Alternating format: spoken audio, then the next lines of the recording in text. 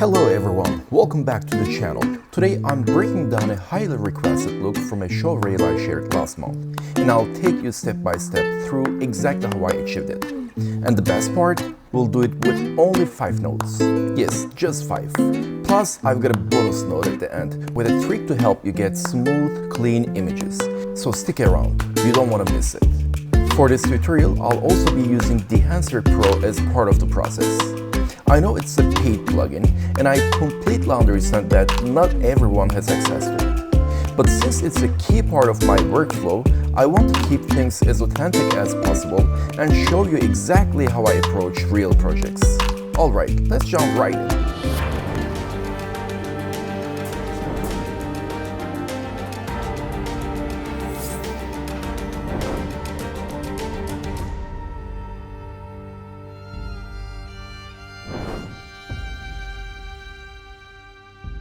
First of all, let's go through my project settings, especially if you're new to the channel. I set the video resolution to match the footage's resolution to maintain the highest quality possible. In the color settings, I prefer working in a CST workflow, so I set the color science to DaVinci YRGB, the timeline color space to DaVinci White Gamut Intermediate, and the output color space to Rec 709 Gamma 2.4, since my monitor is calibrated to Gamma 2.4. Now that we have the project settings out of the way, let's jump right into the node setup. Before we start grading, we need to make sure our image is properly color managed. That begins with setting up the input and output color spaces using a color space transform, CST. Since this footage was shot on a Blackmagic 6K Pro, I'll set the input color space to match the camera's native color profile and convert it to DaVinci White Gamut Intermediate. This provides a massive dynamic range and a wide color space, giving us more control and flexibility when grading. For the output transform, we'll convert the image back to Rec 709 Gamma 2.4, ensuring accurate display on standard monitors. Here I'll also adjust the tone mapping to 10,000 nits, which helps maintain highlight detail and also creates a smoother and more natural roll-off in the highlights. Alright, now that we've set up the technical foundation, let's dive into the actual grading process. As promised, we'll be using only 5 nodes today, so let's start by adding 3 more nodes to our setup. The first one will be contrast. This is where we'll define the overall depth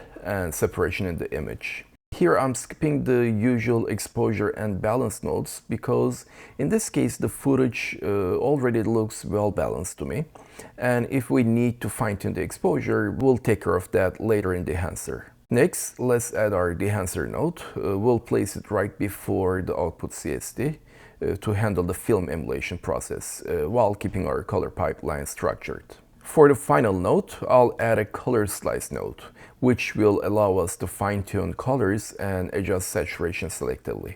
Alright, now that our node structure is complete, let's start dialing in the look. I'll start by applying the Codec 2383 print profile in Dehancer Pro, along with an additional film profile. I'm doing this before we make any contrast adjustments because these LUTs will affect the contrast anyway. Here, first we need to ensure Dehancer is in the correct color space, so I'll adjust the input accordingly. Then I'll disable the default settings to have full control over the look. Now that everything is set, we can go ahead and apply the film profiles. Okay, next let's move to our contrast node and make some adjustments. There are multiple ways in Resolve to control contrast, and I'll walk you through a few of them. The first one is the lift and gain wheels. Here, lift acts as the black level adjustment, while gain controls the highlights. You can think of lift as your contrast and gain as your pivot for fine-tuning. Okay, another method is using the contrast and pivot sliders under the primaries tab. This gives us a more global contrast adjustment while maintaining mid-tone balance. Let's check the before and after. Okay, it's looking better, but as you can see, our blacks are too close to 0, and we don't want to crush them. So to fix this, we can use Dehancer's expand tool, which allows us to adjust black and white points precisely, just like lift and gain wheels. This helps prevent clipping and maintains detail in the shadows and highlights. Alright. Finally, another way to control contrast can be through the film developer section in Dehancer. This tool mimics the way film chemistry affects contrast, giving you another level of control over the image. Okay, so long story short, you have all these tools at your disposal to dial in the perfect contrast for your image. But just don't forget to check your waveform monitor to ensure you're not crushing your blacks. Now let's make a few more adjustments in Dehancer to really bring out that filmic look. I'll start by increasing the temperature to give the image a warmer, more inviting feel.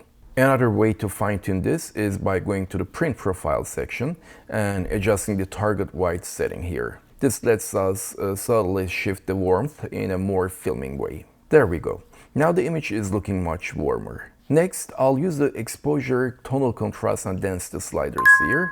I love these tools because they help shape the depth and richness and also overall cinematic feel of the image. Let's check the before and after. Yes, our look is starting to come alive, but we're not done yet. We still have a few more tricks to refine the image. To do that, let's move on to the color head section. This is where you can get more creative and dial in the subtle color shifts that make a shot feel truly filmic. Here I'll gang the first 3 sliders together and start adjusting to find a good filmic balance. Okay, this step allows us to tint the shadows, midtones and highlights in a way that mimics real film stocks. Here we can also fine-tune the warmth of the midtones here for additional color separation and also mood. Let's check our before and after again. Great!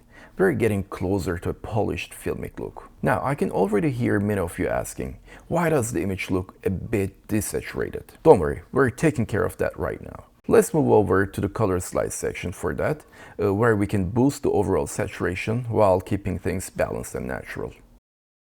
Okay, here I also want to bring out the skin tones and make them pop without overdoing it. Perfect. Let's check it. Perfect.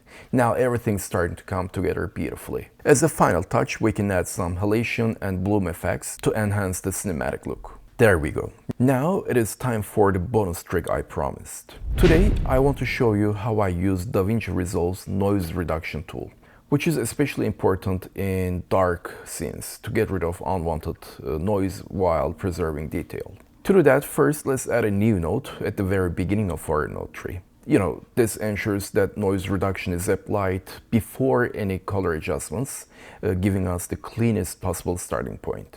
Alright, I know that many people use the noise reduction effect in the open effects section, which is great, but it can feel intimidating if you're not familiar with these settings. Instead, I prefer a simpler and more automated approach. Here's what I like to do.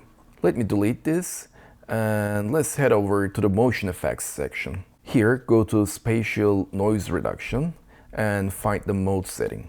And then select Ultra Noise Reduction NR. This enables DaVinci Resolve's neural engine to analyze the clip and apply the optimal amount of noise reduction automatically. Now, look at the area right above her head.